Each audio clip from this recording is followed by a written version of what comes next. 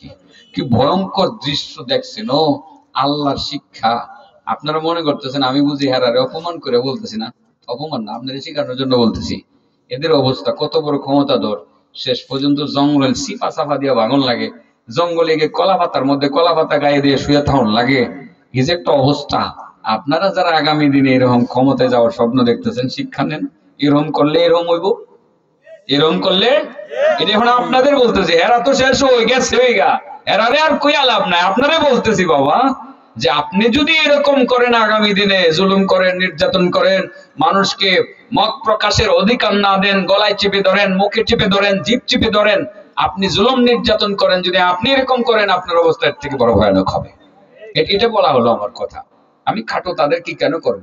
তারার বিচার তো আল্লাহই করে লেছে, আমি কি করতাম? আর আল্লাহ করে লেছে না? কোটি কোটি টাকা থইয়া এখন ফলাইয়া ফলাইয়া থাকে। আত্মীয় স্বজন কত মানুষ ভিড় করতো, কারোর সাথে দেখা করতে পারে না, মোবাইলে কথা বলে না, গেল কই তাদের সেই দিন? আপনারও কিন্তু এমন অবস্থা হতে পারে। যাই হোক, ওই তাহেরপুর যাবো তো সকালবেলায় রওনা দেওয়া লাগবো, টাইম তো ধরন লাগবো। আর আপনারা তো জানেন যে এই লোকটা বড় খারাপ, টাইম যেটা কইবো এটা কইবো, চেষ্টা করবো, ঠিক আছে না? এই বিষয়ে আবার সবাই জানে যে টাইম যেটা কইছে এটা হই, এর বাইরে গেলে একটু অসুবিধা হয়ে যাবো। কারণ টাইম মেনটেনটা এটা গুরুত্বপূর্ণ প্রত্যেকের জীবনে। আমি বলি যে আমার বাবাও টাইমের 10 মিনিট আগে সবসময় মাদ্রাসায় পাঠিয়ে দিতেন। নৌকা ধরতাম, নৌকার টাইম 9:30, 9টা বাজে বলতেন বাবা ঘাটে গিয়ে গাড়ি থাকো। আব্বা মার লগে বলতাম, একদিন রাগ করে বলছিলাম যে আব্বা পাগল এই জায়গায়, আমি মাদ্রাসায় যেতাম 1 সপ্তাহ 2 সপ্তাহ 1 মাস পরে আই, আর আব্বা খালি কোন নৌকায় ঘাটে যেতাম, আব্বা আমার দেখতারে না। এটা কইছি পরে মায় কয়, পুত্রী তুই জানোস না, তোর বাবা ঠিকই তোরে নৌকাতে পাঠায় দে, নৌকাতে উঠার পরে ঘরের ভিতরে এসে দরজা লাগায় কান্দে। এটাই বাস্তবতা। আসলে তুমি বুঝি নাই তো। সময়ের প্রতি গুরুত্বটা বোঝানোর জন্য এই টার্গেটটা দিতেন, ক্লাস যাতে মিস না হয়, সময় মতো যাতে ক্লাসে যায়। কিন্তু আমি দেখি নাই আমার আব্বা কাঁদতে। একদিন দেখছিলাম মাদ্রাসায় গিয়ে কাঁদছিলেন, কিন্তু নৌকাতে ভৈরব আসতাম তো বাড়ি থেকে, নৌকা দিয়ে আসতে হতো, তো রাস্তাঘাট ছিল না তখন, 2-2.5 ঘন্টা লাগতো নৌকা দিয়ে আসতে হতো। নৌকাতে উঠাই দিয়ে নাকি ঘরের ভিতরে অনেকক্ষণ পর্যন্ত দরজা লাগায় বসে থাকতেন। মা বলে যে আমি দেখছি একদিন কাঁদতেছে, জিগেলাম কান্দেন কে রে, কুকুরটা গেছে গা, কতক্ষণ লাগবো যাইতে, গিয়ে পৌঁছবো কিনা, নৌকাটা ডুবে কিনা। দোয়া করি, 2-2.5 ঘন্টা পর্যন্ত দোয়া করতেন, সময় মতো খবর নিতেন যে ঠিক পৌঁছছি কিনা, ওখানে খবরটা নেওয়ার চেষ্টা করতেন। আবার নৌকা ফেরত আসলে এই নৌকার সাথে যোগাযোগ করতেন, ঠিক মতো গেছি গেলা, আমার পুত্রের নামাই দিছিলা। নৌকার মাঝি ছিল আমার গ্রামের, আমার বাবা তো মুরব্বী ছিলেন, সেইটাও তো খোঁজ খবর রাখতেন। নৌকাটা আসলেই বলতেন আমার পুত্রের ঠিকঠাক মতো নামাই দিছিলা। আসলে দুনিয়ার প্রতিটা বাবা কিন্তু এরকম, ছেলেরা বোঝে না। দুনিয়ার প্রত্যেকটা মা এরকম, ছেলেরা বোঝে না। যদি বুঝতো তাহলে এই মা বাবার সাথে কখনো বড় গলায় কথা বলে তাদেরকে কষ্ট দিত না। ছেলেরা কথাগুলো মনে রাখবা, এটাই হলো আসল বাস্তবতা, যেটা তোমরা উপলব্ধি করো না। মারে কষ্ট দাও, বাবারে কষ্ট দাও, কখনো দিও না। আমি তো ইচ্ছা করলে আমার বাবার সাথে এখন কথা বলতে পারবো না, আমি তো ইচ্ছে করলে আমার বাবার হাত ধরে বাবাকে নিয়ে কোথাও যেতে পারবো না, তুমি পারবা। আমার কিন্তু এখন মনে চায় যে বাবাকে যদি পাইতাম, হাতে ধরে বাবাকে নিয়ে মক্কা শরীফ ঘুরে আসতাম, মদিনায় ঘুরে আসতাম। এই স্বপ্নটা আর কখনো বাস্তবায়িত হবে না। কিন্তু তুমি তোমার বাবা আছে, এখন থেকে প্রস্তুতি নাও, যেখানে ইচ্ছা সেখানে তোমার বাবাকে নিয়ে তুমি ঘুরতে যেতে পারবা, তোমার বাবাকে নিয়ে মক্কা মদিনায় যেতে পারবা। এই স্বপ্ন দেখো, চেষ্টা করো, তুমি চিন্তা করো, এটা তোমার জন্য অনেক উপকার বয়ে আনবে। কি জন্য আমি অন্যদিকে টার্ন নিয়ে নিলাম। যাই হোক বাবা, আমি টাইমের প্রতি, আমার বাবা আমাকে টাইমের প্রতি যত্নবান হওয়ার জন্য সবসময় তাগিদ দিতেন, সেই জন্য টাইমটা মেনটেন করি। মানে মাঝে মধ্যে অনিচ্ছাকৃত ভাবে কোনো কোনো জায়গায় দেরি হয়ে যায়, রাস্তাঘাটে যানজট সমস্যার কারণে হয়ে যায়। তো আজকেও এখানে আসতে আমার অনেক দেরি হতো, ইটখোলাতে প্রচুর জাম। ড্রাইভার সাহেব বলছিল যে হুজুর আমি ইটখোলা বেদ করে আপনার বাসায় এসে আবার ফিরলে 2 ঘন্টা সময় লাগবে।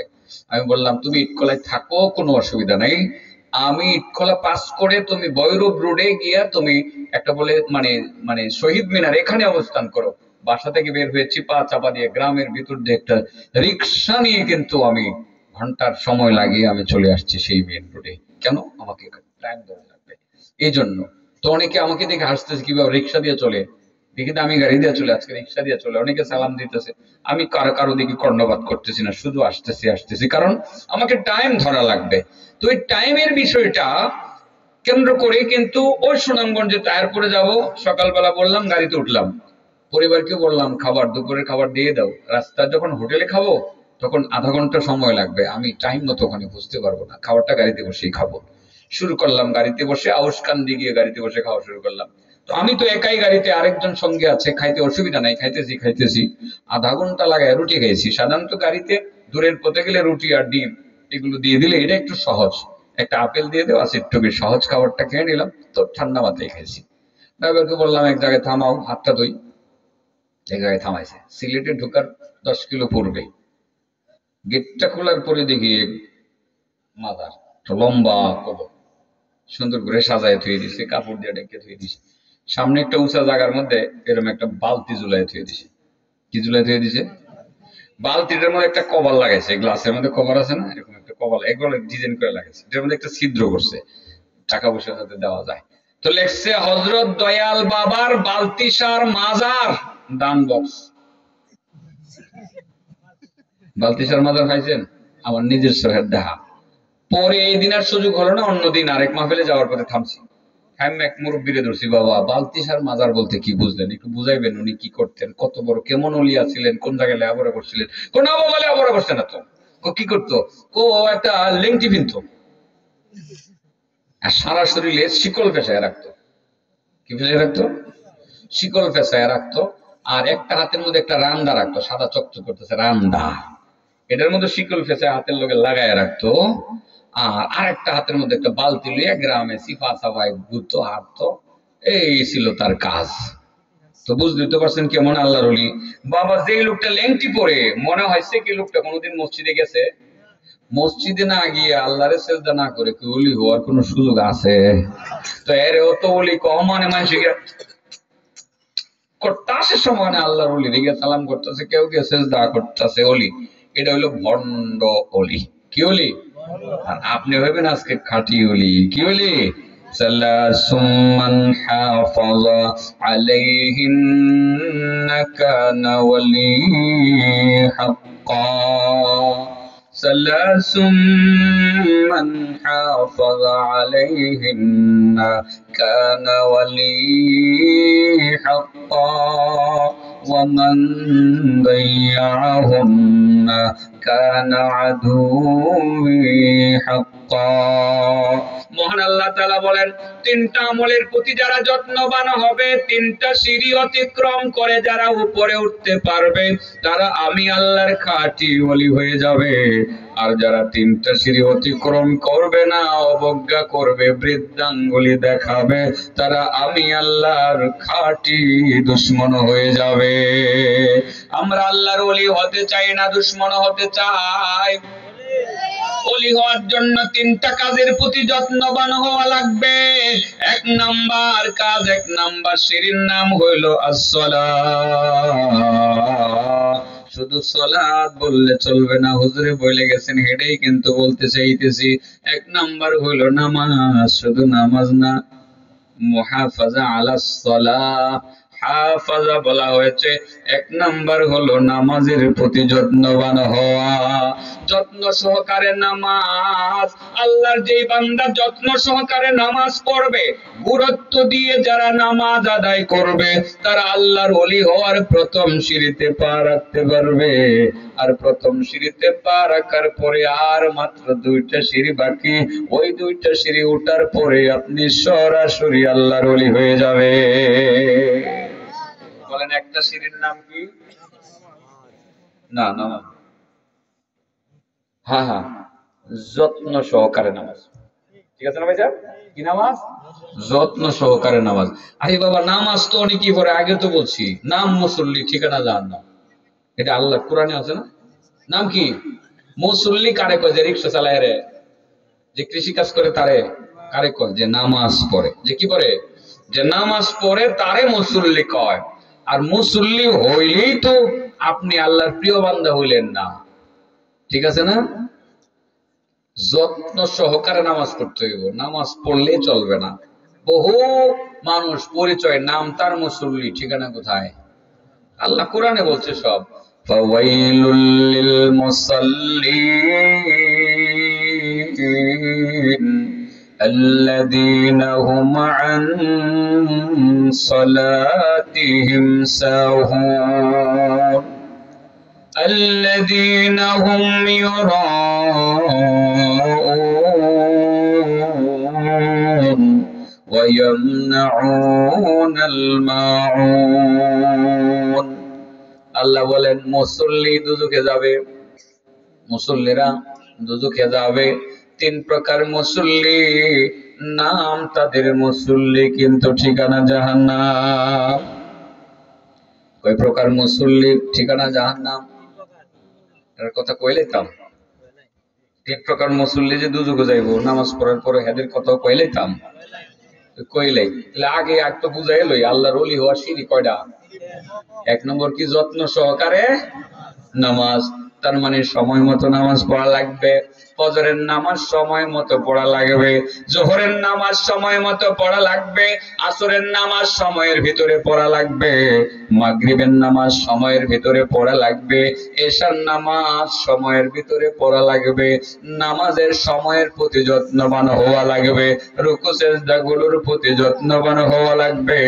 রুকু করা লাগবে, সোজা হয়ে দাঁড়িয়ে সিজদায় যাওয়া লাগবে, সিজদা থেকে উঠে সোজা হয়ে বসে আবার সিজদায় যাওয়া লাগবে। মানে সুন্দর করে নামাজ পড়তে হবে, নামাজটাকে সাজাইতে হবে। মসজিদ সাজানো হয় টালির মাধ্যমে, টাইলসের মাধ্যমে। ও বাবা, মসজিদ যেমন সাজানো দরকার, এর থেকে বেশি আমাদের নামাজকে সাজানো দরকার। নামাজের টাইলস লাগাই দিতে হবে। মসজিদে যদি 100 টাকা দামের টাইলস লাগানো হয়, নামাজের মধ্যে 1000 কোটি টাকা দামের টাইলস লাগাইতে হবে। নামাজের টাইলস লাগান যায়? লাগান যায়, লাগান যায়। হ্যাঁ, লাগাই দিতাম। এরা তো মাথা লড়াই গেলে আমার ওয়াজ বাড়াইলা। আচ্ছা, তিন প্রকার মুসল্লি দুজকে যাবো, একটু পরে আসি। আগে টাইলস লাগাই। কোন জায়গায় টাইলস? মসজিদে না নামাজে? আরে মিয়া, বাঙ্গা মসজিদে নামাজ পড়লেও নামাজ সুন্দর, টাইলস লাগাই তুই বোকাইতে কোন জায়গায়? নামাজে। হ্যাঁ, মসজিদে যদি টাইলস লাগানোর তৌফিক থাকে তো লাগায়, কিন্তু আসল যেখানে টাইলস লাগানো দরকার সেখানে লাগায়। নামাজটারে সুন্দর করেন, যেমনি সুন্দর হবে। রুকু সিজদা গুলো ভালোভাবে আদায় করেন, সূরা কেরাত ভালোভাবে পড়েন, ঠিক আছে না? সূরা কেরাত ভালোভাবে পড়েন। পারলে একটু তবলিগে কয়দিন গিয়ে নামাজটা শিখায়েন, নাইলে মাদ্রাসার থেকে শিখেন, মাদ্রাসার থেকে শিখেন। তবলিগে গেলেও নামাজ শিখানো হয়, নামাজের সুন্দর কিভাবে নামাজকে সুন্দর করতে হবে শিখানো হয়। সকালবেলা নাস্তা খাওয়ার পরে একটা সূরার তালিম হয় না বাবা? তালিম হয় না? এই সূরা সুন্দরভাবে শিখানো হয়, রুকু সিজদাগুলো সুন্দরভাবে শিখানো হয়। এগুলো তো আলেমরাই শিখাই মনে হয় না? আলেমরা সারা শুদ্ধ করে কেটা শিখাইবো বাবা? আপনার নামাজটা শিখাইবো কেডা? আপনার এই দুয়াটা শিখাইবো কেডা? আপনার সামি আল্লাহু লিমান হামিদা কেমনে পড়তে হবে, রব্বানা লাকাল হামদ কিভাবে শুদ্ধ করতে হবে, কেডা শিখাইবো? আলেমরার কাম লাগতো না? তার মানে কি মিস্ত্রি ছাড়া তো টাইলস লাগানো যায় না। আমার বাড়ির একটা কথা বলি, আমার বাড়িতে যাইবো মেহমান, পিছনে সামনে একটা গার্ডেন আছে, ফুলের গার্ডেন। তো চিন্তা করলাম বাড়িতে গেছি, টাইলস মিস্ত্রি পামো কই? গার্ডেনের যে বডিটা, ভাবলাম যে টাইলস যেহেতু গড়ে আছে নিজেই লাগাই, লাগাইতাম গেছি, এটা বেহাত খারাপ হয়ে গেছে। তো আমার মেয়ে কই, আব্বু এটা কি লাগাইছো? আগে না লাগাইলেই ভালো আছে না, আগে সুন্দর আছেন, বেহাত খারাপ হয়ে গেছে। তার মানে টাইলস মিস্ত্রি না, আমি এই জন্য টাইলস লাগাইতাছি না। পরে রাতের বেলায় ফোন দিছি এক মিস্ত্রিরে, পাইছি, পরে আইসা বাতি দিয়ে দিয়ে লাগাইছে। আগামীকাল মেহমান আইবো, কি সুন্দর করে লাগাইছে, শক শক করতেছে। তার মানে টাইলস মিস্ত্রি ছাড়া টাইলস লাগাইলে টাইলস সুন্দর হবে না। তদ্রুপ নামাজে যে টাইলস লাগবে, এটার মিস্ত্রি লাগবো। এই যে মিস্ত্রি বয়ে দিচ্ছে সব, এগুলো সব মিস্ত্রি। এইসব মিস্ত্রি ছাড়া বাবা আপনি নামাজে টাইলস লাগাবেন কেমনে? জামালা লাগবে। তো এখন তো অনেকেই চাইতেছে যে হুজুর গুরু সারা ওই তবলিগ চালায় লাইবো, এই মিস্ত্রির কামাল লাগতো না বাবা। এইটা তো একটা বাজে চিন্তা করতেছেন, ভুলিয়া যান গা। এটা তবলিগ নবীওয়ালা কাজ, আর নবীওয়ালা কাজের দায়িত্ব, মিস্ত্রির দায়িত্বটা আল্লাহ এই যে সব লোকের হাত দিয়ে গেছে। এরারে সাথে নিয়ে এই নামাজ শিখেন, সূরা কেরাত শিখেন, নাইলে কিন্তু এলো ভাতারি হয়ে যাবো, এলো ভাতারি। আরে যার কাজ তার সাজে, অন্য করলে ভেজাল বাজে। ডাক্তার সাহেব যদি আয় নামাজের মাসালা কত কিছু প্যাঁচ লাগবো, যেমন আজকে প্যাঁচ লাগছে হেন 1400 পাম্পের মধ্যে আমি গ্যাস নিতেছি। একবারে তো হাদিস কোয়া শুরু করছে লোকেরা জমায়া, কোন আমার জান্নাতের চাবি, এটা জাল, এটা দুনিয়ার কোনো হাদিসে নাই। আমার তো আবার রোগ দেরে আছে খাবে চাচা মিয়া কি করলেন আপনি কয়টা হাদিস পড়ছেন পরে অন্য অন্য লোক যে উঠছে হুজুর এতক্ষণ আইছেন উনি এতক্ষণ কইতাছে কি যে কইতাছে বুঝি না আমি তো চাচা মিয়া কি করেন আপনি অনেকটা রাজনৈতিক দলের সদস্য তারই আছে সুন্দর আছে আমি বললাম না আমাদের লোক এত দুশ্মনী করে এটা যে জাল আপনি ভাইলেন কোন দেখবেন আপনি দেখবেন আমার তো আসলে কিনে আয় না শুধু মানুষ না আমি কিনে আয় না দেখবেন আপনি দেখবেন আমি কই চাচা আমার এই সাইডটা কইছেন একটা খালি একটু দেখায় দেন যদি দেখায় তাহলে নাস্তা থেকে আপনার কথাটা গিয়ে গিয়ে প্রচার করবো আমিও বিভিন্ন জায়গায় বোন আপনি বোন এক্ষণে দেখায় দেবো পরে খুললে মোবাইল টোবাইল খুললে কো আপনি কটা দেখবেন আমি একটা দেখায় দেন একটা খালি দেখায় দেন সিয়াসিদটা পারছেন আপনি সিয়াসিদটা পড়ছেন সিয়াসিদটার মধ্যে নাই আমার জিগায় করছেন না আমি চাচা এটা পরে কোন আমি তো সিয়াসিদটা লইয়েছি না এখনো কিতাব তো লইয়েছি না আপনি আমার খালি একটু দেখায় দেন এই যে বিভ্রান্তিকর কথাবার্তা পরে বললাম চাচা সবাই বলে আছে এর কথা কেউ শুনবেন না এটা লেখাপড়া জানে না এটা অযথা কথা বলতেছে হ্যাঁ মানে বোঝানোর জন্য বলতেছে আছে এরকম বহুত লোক আছে না আসলে সে পরে ইকরা বিসমি রব্বুকাল্লাযী খালাক করতেছে আমি কই মেরা হ্যাঁ সিয়াসিদটা কোন আপনি রব্বুকাল্লাযী কেন কইছে আপনি কোরআনে দি পড়তে পারেন না সিয়াসিদটা পড়বেন কেমনে এই সিয়াসিদটার প্রথম কিতাবের নাম কি এমন কইতার না কমনে আমার পরীক্ষা নিতে আইছেন আমি কই মিয়া পরীক্ষা নিতাম কেন আপনি আমারে হিগাইতেছেন আমি হিকমু কিতাবটার নাম কোন এটাই পারে না বেটা সমানে হাদিস কইলাইতাছে এই রকম বাইরে গেছে গাওয়ার কিচ্ছু পারে না সমানে হাদিস কইতাছে ফেসবুকে আলেম ওলামাদের কাম লাগতো না আরে বাবা যার কাজ তার সাজে অন্য করলে বেজাল বাজে আমি যদি যাই হার্টের অপারেশন করার জন্য রোগী মেরেলাম আর যদি ডাক্তার আসে মাসআলা বলতে তাহলে দেশ ধ্বংস করলে যার কাজ তার সাজে এই জন্য কথার কথা ডাক্তারকে ডাক্তারের কাজ করতে দেন আলেমকে আলেমের কাজ করতে দেন ইঞ্জিনিয়ারকে ইঞ্জিনিয়ারের কাজ করতে দেন আজকাল আমাদের তবলিগের নেতৃত্বে এসে গেছে ইঞ্জিনিয়াররা এবারে বাইবো বিল্ডিং এই হাদিস কোরআন বুঝবো কি এত ইকরা বিসমি রব্বুকাল্লাযী কইবো আরেকটা হুনি হানো কইতাছে হযরত মাওলানা সাদ রাহমাতুল্লাহ আলাইহি আরে বোকা রাহমাতুল্লাহ আলাইহি তো আমরা তাদের ব্যাপারে বলি যারা দুনিয়া ছেড়ে চলে গেছে তো এবারে যত মানুষের মারে লেলে তুই লেখাপড়া কি জানোস আচানক কথাবার্তা বাবা এই ফেতনা যায় না আপনারা আলেমদেরকে মাইন্না তবলিগ করেন আর হাতে পায়ে ধরে আপনাদের বলি যারা সাতপন্থী আছেন আল্লাহর হস্তে কয়ে যাই আপনার সাথে আমার কোনো সম্পদের দ্বন্দ্ব নেই আপনার সাথে আমার কোনো সম্পদের দ্বন্দ্ব নেই আপনি আমার ভাই আগে যেমন ছিলেন এখনো এমন আছেন আপনি দয়া করে মতাদর্শ থেকে ফিরে আসুন আপনি আমার ভাই ছিলেন ভাই থাকেন আপনাকে আমার থেকে আলাদা করার জন্য যে চক্রান্তটা করতেছে এটা ইন্ডিয়ার সাত সব করতেছেন এটা করতেছে ইহুদিরা আরে আপনি বুঝতে পারতেছেন না আপনি আমার ভাই আমার থেকে আপনারা আলাদা করতে পারলে ইহুদিরা খুশি হয় মুসলমানের শক্তি কমে যায় এটাই তো মূলত চক্রান্ত তবলিগ জামাত সারা পৃথিবীর সবচেয়ে বড় জামাত ওই জামাতটাকে যদি 2-3 ভাগে ভাগ করা যায় ইহুদিরা শান্তি পায় তো আপনি গেরে আমার থেকে আলাদা হইতে চাইতেছেন আমি তো আপনার লগে থাকতে চাই আপনি আমার লগে থাকতে চান সারা জীবন আলেমদের ইজ্জত করছেন সারাটা জীবন আলেমদের ইজ্জত করছেন আপনি এখন হঠাৎ করে আলেমদের প্রতি দুশ্মনী কেন আছে আপনি বুঝেন না কেন ঢুকাইছে সারা জীবন আপনিই তো করছেন আর আপনারাই তো তবলিগে বলে আসছেন আলেমদের ইজ্জত করা লাগবে সম্মান করা লাগবে আলেমদের মশারা নেওয়া লাগবে এখন আপনার এটা নিতে সমস্যা কোথায় আপনি আলেমের পিছনে নামাজ পড়তে পারেন তার কথায় তবলিগ করতে পারেন না কেরে আপনি মসজিদের মধ্যে তার জুমার দিনের বয়ান শুনতে পারেন তালিমের মধ্যে তার লগে শরীক না হয়ে আলাদা তালিমের ব্যবস্থা কেন করতেছেন ইজতিমার মধ্যে তার ইজতিমায় শরীক না হয়ে আলাদা ইজতিমা কেন করতে চাইতেছেন আপনি বুঝেন না এটার মধ্যে ষড়যন্ত্র গন্ধটা করতে খাইছে আল্লাহর রাস্তায় বুঝালেন আমারে 2 হাত ধরে কই আমি দিনের সাথে বলছি ভাই যদি কেউ থাকেন আমারে অগ্রিম ভাই আমি মাফ চাই আমাকে মাফ করে নিন আমি হাতে পায়ে ধরে বলতেছি ভাই তাড়াতাড়ি আপনি এই রুটটা ছেড়ে দেন তারা হয় মুসলমানদের অক্ষ নষ্ট হবে আমরা দুর্বল হয়ে যাব আলেমদের কাজ তো এটা তবলিগের মেহনত নবীওয়ালা মেহনত আর নবী বলে গেছে আমার ওয়ারেস আমি থয়ে গেছি আমার ওয়ারেস থয়ে গেছি তাদের অনুসরণ করবা নবী বলে থয়ে গেছে তো আল্লাহর নবীর কথা শুনবেন হ্যাঁ বলতে পারেন যে স্যার সাহেবরে মানি আরে বাবা রাহেন না আমি সাত সব ব্যাপারে কিছুই বলবো না ওনার বাড়ি ইন্ডিয়া ওনাকে যদি আপনি মানতে পারেন একজন আলেমকে বাংলাদেশের লক্ষ লক্ষ আলেম আছে তার থেকে বেশি লেখাপড়া জানে আপনি এদেরকে মানতে পারেন না হ্যাঁ শুধু শাস্ত্রকে মানতে হবে কেন এক লক্ষ লক্ষ আলেম আছে দেখে মানতে পারেন না, আপনার মসজিদের ইমামকে মানতে পারেন না, সাচাল মাদ্রাসার মুহতামিম আপনাদের ফজলুদ্দিন সাহেবকে মানতে পারেন না, সাচালের শাইখুল হাদিস আল্লামা সাদিকুর রহমান সাহেবকে মানতে পারেন না, আপনার এলাকার মধ্যে ওনারা কি ছোট আলেম? ও এলাকার আলেম তো এই জন্য ছোট আলেম। ওনারা বুখারী শরীফের ক্লাস করান, শাইখুল হাদিস, হাদিসের সর্বোচ্চ কিতাবের শিক্ষক তারা, এর চেয়ে বেশি কিছু পড়ার সুযোগ নাই। তো বাবা ওনাকে মানতে আপনার সমস্যাটা কোন জায়গায়? মনে হয় অন্যদিকে গেছিলাম। কই গেছি কে বেচা? না আমাদের টাইলস লাগাইতে, কি লাগাই দিব? টাইলস লাগাইলে কার কাম লাগবো? ওই কার কাজ লাগবো? মিস্ত্রি কাটা, এই যে মিস্ত্রি, ঠিক আছে না? এই মিস্ত্রি লাগবো। কেমনে টাইলস লাগাইবেন? একটা টাইলস লাগাই দেখাই দে, এই মাইকম্যান এনব খাইবে না? ঠিক আছে তো মাইক, আমার ভালো লাগতেছে, ডিস্টার্ব করিস না, এনব আমার ঠিক আছে। নামাজ একটু টাইলস লাগাই দিই। হ্যাঁ, আল্লাহু আকবার, আল্লাহু আকবার।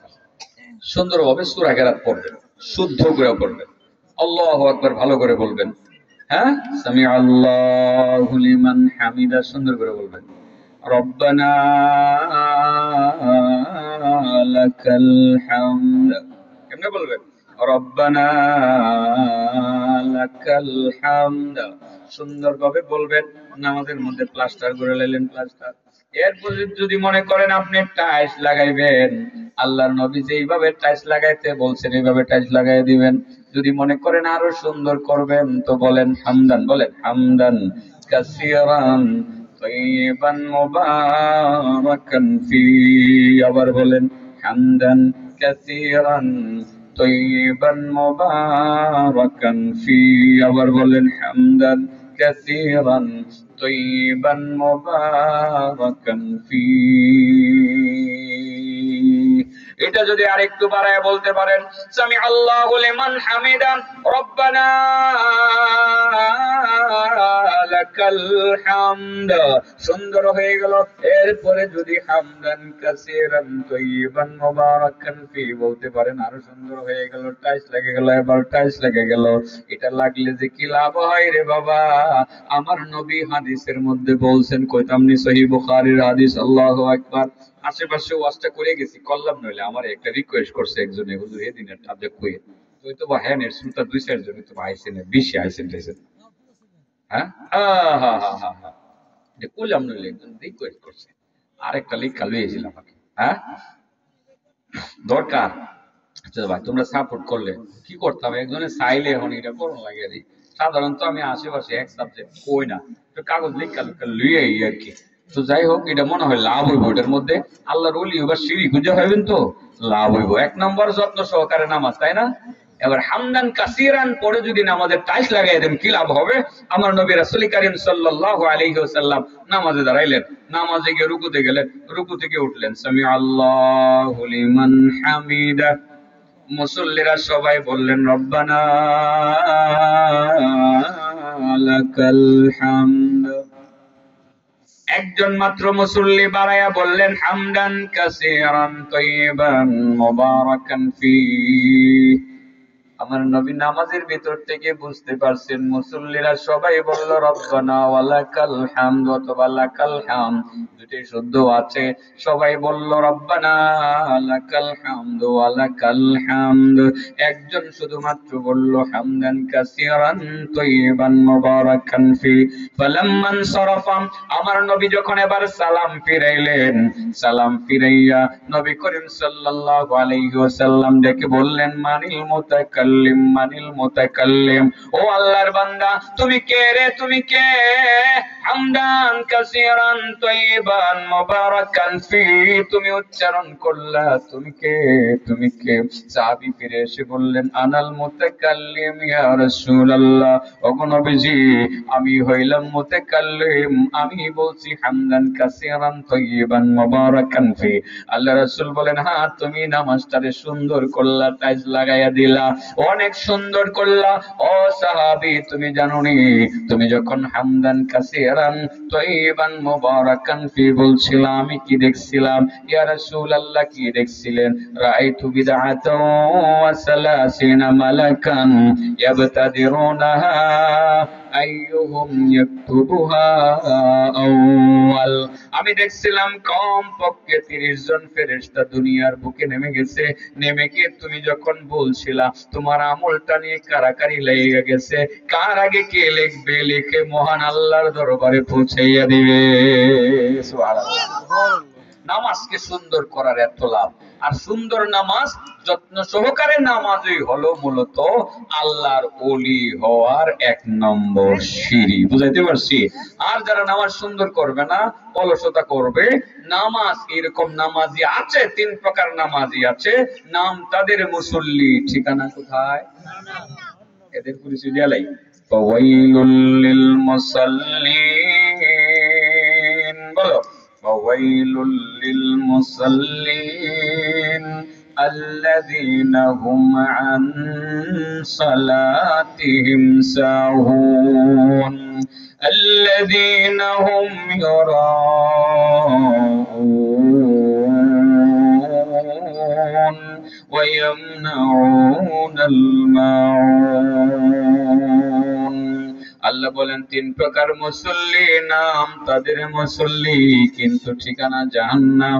1 নম্বর নামাজি, যারা নামাজে অলসতা করে, যত্ন সহকারে নামাজ পড়ে না, নামাজের সময়ের প্রতি খেয়াল রাখে না। ফজরের নামাজ পড়ে 9টা বাজে, যোহরের নামাজ পড়ে 3:45 বাজে, আসরের নামাজ পড়ে 5টা 13 মিনিটে, মাগরিবের নামাজ এশার নামাজ একসাথে মিলাইয়া পড়ে রাত 1টা 40 মিনিটে। এরকম নামাজি আছে না নাই? নামাজ পড়ে কিন্তু সময়ের প্রতি গুরুত্ব দেয় না, নামাজ পড়ে রুকু সিজদা গুলো ভালোভাবে আদায় করে না, তাসবিহাত গুলো ভালোভাবে আদায় করে না। এইরকম নামাজে যারা অলসতা করে, অলসতা করা নামাজি যারা হবে, নাম তাদের মুসল্লি, কিন্তু ঠিকানা জাহান্নাম। ও বাবা, কয় প্রকার মুসল্লি দুজকে যাবে? 1 নম্বর, যে নামাজে অলসতা করে, সময় মতো নামাজ আদায় করে না, রুকু সিজদা গুলো ভালোভাবে আদায় করে না, দুজকে যাবে, নাম মুসল্লি, কিন্তু ঠিকানা কোন জায়গায়? জাহান্নাম। 2 নম্বর আল্লাযীনা হুম ইউরাউন, 2 নম্বর যে মুসল্লিরা নামাজ পড়ে আল্লাহকে দেখানোর জন্য না মানুষকে দেখানোর জন্য। এইরকম নামাজি আছে না নাই রে বাবা? ছেলে বড় হয়ে গেছে, মেয়ে বড় হয়ে গেছে, চিন্তা করে এখন যদি মসজিদে না যায়, নামাজ না পড়ে, মানুষ বলবে লোকটা নামাজ পড়ে না, ছেলেরে ভালো জায়গায় বিয়ে করাইতে পারবো না, মেয়ে বিয়ে দিতে পারবো না, এই চিন্তা করে মসজিদের দিকে যাতায়াত করে। এই রূপ মুসল্লি যারা লোক দেখানো নামাজ পড়ে। আবার আছে কিছু সিজনাল মুসল্লি, এবারের ডিসেম্বরে না দেখলেও আগামী ডিসেম্বরে দেখার সম্ভাবনা আছে। সিজনাল মুসল্লি, নির্বাচন আসলে পরে মসজিদে ঢুকে সুন্দর পাঞ্জাবি, সুন্দর পায়জামা, টুপিটা লাগাইয়া মসজিদে মসজিদে 15-20 জন লইয়া ঘুরে, কি সুন্দর ওযু করে, কি সুন্দর নামাজ পড়ে, নির্বাচন শেষ, তার নামাজও শেষ। সিজনাল মুসল্লি ভোটারদের মন জয় করার জন্য নামাজ পড়ে। ভোটাররা যাতে বলে লোকটার একটা ভোট দেওয়া যায়, লোকটা বড় নামাজি। এইরকম সিজনাল মুসল্লি, লোক দেখানো নামাজি যারা, নাম তার মুসল্লি, কিন্তু ঠিকানা জাহান্নাম। ফাওয়াইলুল লিল মুসাল্লিন আল্লাযীনা হুম আন সালাতিহিম সাহুন। মুসল্লিদের জন্য ধ্বংস অনিবার্য। 3 প্রকার মুসল্লি, তারা দুজকে যাবে, নাম তাদের মুসল্লি, কিন্তু ঠিকানা জাহান্নাম। 1 নম্বরে যারা নামাজে অলসতা করে, 2 নম্বরে যারা লোক দেখানো নামাজ পড়ে, 3 নম্বর বললে কষ্ট লাগবে, ব্যথা লাগবে, লাগলে লাগুক, ছুরি ঢুকাইয়া দিমু পেটের ভিতরে, কলিজা ফাইরা, কলিজার ভিতরে যে বিষ ব্যথা গুলো আছে, এখানে যে কিছু পুজ জমছে, বাইর করে নিয়ে আইনা সিলাই দিয়ে অ্যান্টিবায়োটিক দিয়ে দিমু, অসুবিধা নাই তো। প্রথম কিছু ব্যথা লাগবে রে বাবা, ব্যথা লাগবে। 3 নম্বর আল্লাযীনা হুম ইউরাউন ওয়া ইয়ামনাউনাল মাউন। 3 নম্বর ওই মুসল্লি, নাম তার মুসল্লি, ঠিকানা জাহান্নাম। যেসব মুসল্লি নামাজ পড়ে ঠিকই, নামাজ পড়ে ঠিকই, ভালো নামাজি মসজিদে গিয়ে নামাজ আদায় করে, কিন্তু প্রতিবেশীর সাথে ভালো ব্যবহার করে না, নিজের প্রতিবেশীকে নিত্য প্রয়োজনীয় তুচ্ছ জিনিসটা দিতে চায় না, প্রতিবেশীর ছোট একটা জিনিসের প্রয়োজন হলো দিল না, ডাইরেক্ট বলে দিল, নাই পায় না, খুঁজে পায় না। নিত্য প্রয়োজনীয় তুচ্ছ জিনিস বলতে কি বোঝায় রে বাবা? খুন্তি কোদাল বোঝায়, কাশি বোঝায়, ঠিক ঠিক আছে না? কেসি বোঝায়, সুই সুতা বোঝায়, এগুলোই তো বোঝায়, দা বোঝায়, এগুলোই বোঝায়। বহুত মুসল্লি আছে নামাজ পড়ে, কত সত্য। প্রতিবেশী ভাই আব্দুল করিম ডাক দিয়ে বলল, ভাইয়া বড়ই গাছের ডালা ভেঙ্গে আমার চালের মধ্যে পড়ে গেছে, ভাইয়া তোমার যে দাওটা আছে কুবা দাওটা দাও, ডালাটা ভাঙ্গে কাইটটা আমি আমার চালদারে বাসাই। কতক্ষণ ঘুরে আইসা, মনে ঘর থেকে ঘুরে আইসা কয়, দাওটা দিলে তো ধার কমায় লাইব, দিতাম না। মনে মনে কয়ে দিতাম না। কাশি গে কো বাইরে, তুমি যে দাওয়ের কথা বলছিলা, দাওটা তো পাই না, কুজ্জা পাই না, কই যে পড়ছে কেটা জানি সে পায় না। আসলে কিন্তু দাও ঘরে আছে। এমন মুসল্লি প্রতিবেশীকে দাও দেয় না, খুন্তি কুদাল দেয় না, কিছু দেয় না, তার রাস্তা বন্ধ করে দেয়, টিউবওয়েলের পানি নেওয়া বন্ধ করে দেয়। যে সমস্ত মুসল্লি, তার নাম মুসল্লি, কিন্তু ঠিকানা জাহান্নাম। বাবা কথাটা কি ঠিকঠাক বুঝতেছি? আছে এরকম মহিলার কাছে আরেক ভাবি কো, ভাবি গো সুইটা দেন না, আপনার করে সুইটা একটু সুইটা দেন না, আমার ফুটের শার্টটা ছিঁড়ে গেছে, স্কুলে গেল হইলে এটা সেলাই করে দেয়, নাহলে যাইতো চাইতেছে না। কত করে একটু সুইটা পাই না, পাই না। আসলে কিন্তু আছে, মনে মনে করে দিলে তো ফেরত পাওয়া যেত না, থাকার দিতাম ওই না। এরকম আছে বাবা, আছে। নাম মুসল্লি, ঠিকানা কোথায়? হ্যাঁ, কিচ্ছু দিত চায় না। আছে এরকম, আছে না? হ্যাঁ, তিন প্রকার মুসল্লি। নাম মুসল্লি, ঠিকানা কোন জায়গায়? আল্লাহর ওলি হওয়ার সিঁড়ি গোটা, তিনটা সিঁড়ি। এক নম্বরটা কি? মাশাআল্লাহ, ঠিক মতো কইতাছে। এক নম্বর কি? যত্ন সহকারে নামাজ। আর এমনি যারা নামাজ পড়ে আর মুসল্লি কয়, মুসল্লি হইলেই তো জান্নাতে যাইতে তো না। নাম মুসল্লি, ঠিকানা কোথায়? জান্নাত। যত্ন সহকারে নামাজ পড়া লাগবে। দুই নম্বর, আমি গুছাই লাইছি, আর 2-3 মিনিট গুছাইলাম। দুই নম্বর জানি কিও? দুই নম্বর কি? সহজ। 3 নম্বরটা একটু শীতকালে কঠিন আর কি। কিন্তু এটা কই 3 নম্বরটা শীতকালে কঠিন। শীতকালের মাছ তো নাও ভাই, তুমি তো হইন হয়েছো থেকে হেঁটে তো কইতাছি। হ্যাঁ, 3 নম্বর শীতকালে একটু কঠিন। 2 নম্বর হলো সিয়াম। 2 নম্বর কি? ওই যে আব্দুল করিমের ছেলে যে সিয়াম ছেলেটা, এটা কোনটা? রোজা। সিয়াম মানে কি? রোজা। শুধু রোজা বললে চলবে না, যত্ন সহকারে রোজা। কি বলতেই বল, এমনি তো বহু মানুষ রোজা রাখে, রোজা না রাখলে মানুষ কি রোজা রাখে না? হ্যাঁ, মানুষের এমনি খায়, থাক রোজাটাই রাখি, ইফতারিটা বালা কামনে, সেরিটা বালা কামনে, এরকম না। যত্ন সহকারে রোজা, সত্যিকার রোজা যে রাখে, যত্ন সহকারে রোজা রাখে, যত্ন সহকারে নামাজ পড়ে, এর দ্বারা কি জীবনে মিথ্যা কথা বলা সম্ভব? সে কি কোনোদিন অন্যের হক নষ্ট করতে পারবে? সত্যিকার নামাজি, সত্যিকার রোজাদার, সে কি কোনোদিন কাউকে গালি দিতে পারবে? কাউকে আঘাত করতে পারবে? পারবে না। তাহলে 2 নম্বর হলো রোজা। রোজার ব্যাপারে কি কইতাম? আল্লাহ নবী রাসূল করিম সাল্লাল্লাহু আলাইহি সাল্লাম বলেন, যারা রমজান মাসের রোজা যত্ন সহকারে আদায় করবে, হাসরের ময়দানে আমি নবী নিজে তারে হাউজে কাউসারের পানি পান করে কলিজা ঠান্ডা করে দেব। রোজার প্রতি যত্নবান হইলে আল্লাহর ওলি হওয়ার 2 নম্বর সিঁড়িতে পাও দেওয়া যায়, হাসরের ময়দানে আমার নবীর হাতে হাউজে কাউসারের পানি পান করা যায়। সিঁড়ি কয়টা হইলো? 2টা। 3 নম্বর সিঁড়ি না, আল গুসলু মিনাল জানাবাহ। 3 নম্বর হইলো জানাবাতের গোসল। জানাবাতের গোসল মানে হইলো শরীর নাপাক হয়ে যায় না, পবিত্রতা অর্জন করার জন্য যে গোসলটা করা হয়, এটারে কয় জানাবাতের গোসল। এক কথায় বলি আমরা ফরজ গোসল। কি গোসল? ফরজ গোসল। যারা ফরজ গোসলের প্রতি যত্নবান হবে, তারা আল্লাহর ওলি হওয়ার চূড়ান্ত সেই সিঁড়িতে পা রাখতে পারবে। ওখানে যাওয়ার পরে আল্লাহ বলবেন, বান্দা এখন থেকে তুই রিক্সাওয়ালা হতে পারস, কিন্তু আমার ওলি। তুই খেটে খাওয়া দিন মজুর হতে পারস, কিন্তু তোর পরিচয় তুই আমার ওলি। সুবহানাল্লাহ বলেন। আল্লাহর ওলি। জানাবাতের গোসল। আল্লাহ রাসূল বলেন, যারা জানাবাতের গোসল, ফরজ গোসলের প্রতি যত্নবান হবে, হাসরের ময়দানে তার আর কোনো টেনশন নাই, কার লগে যাইবো, কার লগে থাকবো, কোনো টেনশন নেই, সে আমার লগে লগে থাকবো। এবার বলেন আল্লাহর ওলি হওয়ার সিঁড়ি কয়টা? বলেন। যত্ন সহকারে নামাজ, যত্ন সহকারে রোজা, এবং মানে ফরজ গোসলের প্রতি যত্নবান হওয়া। ঠিক আছে না? শীতের দিন একটু কষ্ট লাগে, অনেকে অলসতা করে গোসলটা করে না, না করে সকালবেলা ফজর নামাজও করে না, বাজারও ঘুরে রোজ উঠার পরে বাজার সদাই কইরা গোসল করে। বাবা এই কাম করেন না, গরম পানি করে না। এখন তো আগের দিনে তো বাবা লাকড়ি ফাকড়ি জাগেল ঝামেলা আছে না, তো সিলিন্ডার ঘরের ভিতরে আছে, তো আগুন জ্বালাইয়া একটু পানিটা গরম করে গোসলটা কইরা সময় মতো বাবা এটার প্রতি যত্নবান হইবেন। আল্লাহ কয় এই সিঁড়িতে উঠতারলে তুই আমার ওলি হয়ে গেলে, সুবহানাল্লাহি ওয়া বিহামদিহি, সুবহানাল্লাহি ওয়া বিহামদিহি। তাইলে নামাজ রোজা পবিত্রতা, ওয়াজ তো বেশি লাগে না রে বাবা, নামাজ রোজা পবিত্রতা, আল্লাহর ওলি হওয়ার তিনটা সিঁড়ি। আরেকটা কথা বলছিলাম যে মুসল্লি তিন প্রকার মুসল্লি, নাম মুসল্লি ঠিকানা জাহান্নাম। এরা কারা? এক নম্বর যে নামাজে অলসতা করে, দুই নম্বর যে লোক দেখেন না নামাজ পড়ে, আর তিন নম্বরে জানি কি করে, নিত্য প্রয়োজনীয় তুচ্ছ জিনিসটা প্রতিবেশীকে খন্তি কোদাল, হা হা খন্তি কোদাল কোরাল কাশি কেসি সুই সুতা এগুলোই তো দাও, হ্যাঁ দাও, এগুলো দিতে চায় না। মোটামুটি কি বুঝাইছে না? বুঝাইছে। ফাঁকে আরেকটা কথা বললে তুই যায় আপনাদেরকে, একটা হাদিসের মধ্যে ছিল, আমার কথার ভেতরে ছিল, কিন্তু বলতে পারছি না, যে লাস্টে কাইলে এসে আবার ভেতর টাইনা টাইনা কতক্ষণ খুঁজছি। আসলে টান দেওয়াই উচিত না, এটা দিলে কাইলে লাগা। আমি আসলে তো টান সুর আমার নাই, কেমনে কেমনে জানি কিছু টান আয় ভরে। আমি তো আগে টান টুন দিতাম, আয় ভরে এমনি ন্যাচারালি আয় ভরে। নাকি কারো নকল করি মনে হয়? আমি নকল করি না, এটা কেমনে যে আয়া ভরে আর কি।